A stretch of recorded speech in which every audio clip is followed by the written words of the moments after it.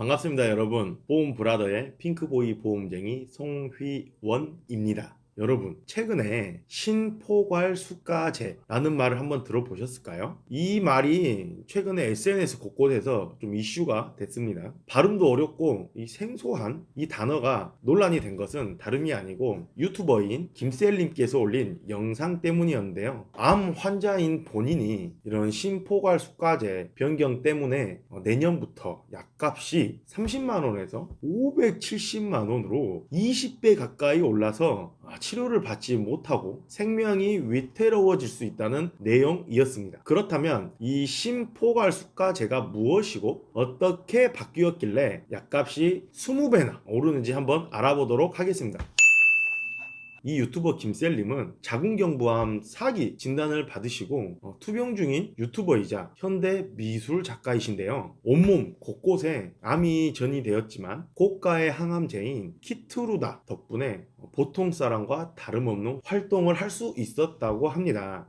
이 키트루다라는 약은 면역 항암제의 일종으로 1회 치료 비용이 570만 원 정도이고 3주마다 투여를 하게 됩니다. 1년이면 약 1억 원의 비용이 필요한 셈인 거죠. 이 김셀님도 처음에는 이 비용을 다 내고 투약을 했지만 심포괄수가제가 적용되는 병원으로 옮기면서 1회당 30만 원으로 비용이 줄었다고 하는데요. 하지만 내년부터 키투루다를 포함한 2군 항암제들이 심포괄수가에서 제외돼서 다시 치료 비용이 높아지게 되고 감당하기 어려운 약값의 치료 포기를 각오하고 있다며 심포괄수가제 변경에 반대하는 국민청원에 동참해 달라고 호소했습니다. 도대체 이 심포괄수가제가 무엇이길래 570만 원이었던 치료 비용이 30만 원으로 줄어들게 되었을까요? 이 심포괄수가제는 병원비를 정하는 방식 중에 한 가지입니다. 행위별 수가제와 포괄 수가제를 절충한 방식이죠. 행위별 수가제는 진료를 많이 할수록 병원의 수익이 높아지기 때문에 과잉 진료의 가능성이 있고, 이 포괄 수가제는 과잉 진료를 막을 수는 있지만 반대로 의료의 질이 떨어지거나 과소 진료의 가능성이 높아진다는 단점이 있습니다. 그리고 다양한 치료에 적용하기가 어려워서 보편적인 수술 7종에 대해서만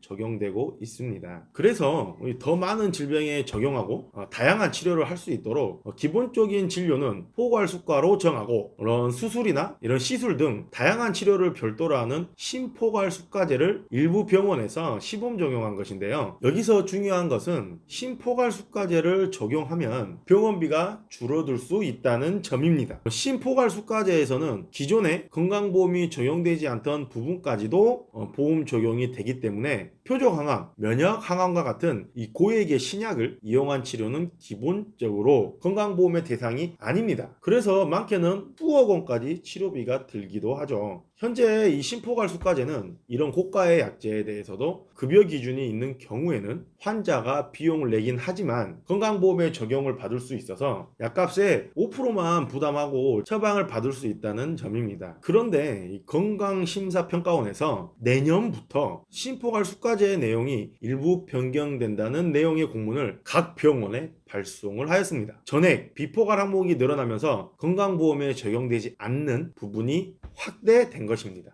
김셀님이 처방받고 있는 키트루다와 고액 면역 항암제로 유명한 여보이 등의 신약은 2군 항암제에 포함이 됩니다. 따라서 이렇게 내년부터는 이런 신약들의 심포괄수가제가 적용되기 전처럼 전액 본인 부담금으로 치료를 받아야 하게 된 것이죠. 건강보험 심사평가원에서 안내한 주요 내용을 살펴보면 다소 억울해하는 것 같습니다. 사실 혜택을 줄이는 것이 아니고 애초에 혜택의 대상이 아니었다는 입장이죠. 이 현재의 기준에서도 키투르다 같은 항암제는 전액 또는 일부 본인 부담을 해야 하는데, 일부 병원에서 급여 기준을 임의로 결정해 본인 부담률 5%를 잘못 적용했다고 설명하고 있습니다. 그래서 잘못 적용되었던 부분을 명확히 해서 내년부터는 제대로 적용하겠다고 하네요. 물론 병원에서 잘못 적용하고 청구했다고 하더라도 바로 정정하지 못해서 환자들에게 희망을 줬다가 뺏는 상황이 된 것은 복지부의 책임이죠. 새로운 제도를 시범 적용하는 과정이 실수라고 하기에는 암이라는 절망적인 상황에서 목숨을 걸고 싸우는 암 환우들에게는 너무나 가혹한 상황입니다. 그래서 정부는 기존의 심포갈수까지의 적용을 받아 치료하던 환자에 대해서는 내년에도 종전과 같은 본인 부담금으로 치료를 받을 수 있도록 하겠다라고 밝힌 바 있죠.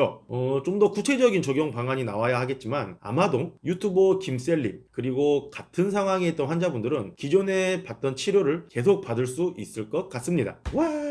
이번 개편으로 기존 환자들을 제외하면 더 이상 이군 항암제나 초고가 약제들을 저렴하게 처방받기는 어려워졌지만 신포괄수가제는 여전히 유용한 제도인 것은 확실합니다. 신약 치료를 제외하더라도 행위별 수가제에 비해서 비보험 검사 등에도 보험이 적용되는 부분이 많이 있기 때문에 병원비 부담을 줄일 수 있다는 거죠. 물론 이렇게 장점만 있는 것은 아닙니다. 며칠을 입원하든지 상관없이 입원비와 기본 진료비가 정해져 있어서 환자를 짧게 입원시키고 기본 진료를 적게 할수록 병원비의 수입이 늘어나는 구조이기 때문에 과소진료 혹은 의료의 질이 낮아질 수 있다는 우려가 있습니다. 사실 이 과잉진료와 과소진료의 문제를 모두 해결할 제도는 없습니다. 병원이 환자보다 수익을 우선시한다면 그 어떤 제도든 문제가 생기는 것이죠. 다행히도 건강보험공단의 연구 결과에 따르면 심포괄수가제를 시범 적용 중인 병원을 이용한 환자들의 만족도가 일반 병원에 비해서 낮지 않았다고 합니다. 심포괄수가제는 2013년도부터 전국 모든 병원에 적용되었고 선택사항이 아닙니다. 반면에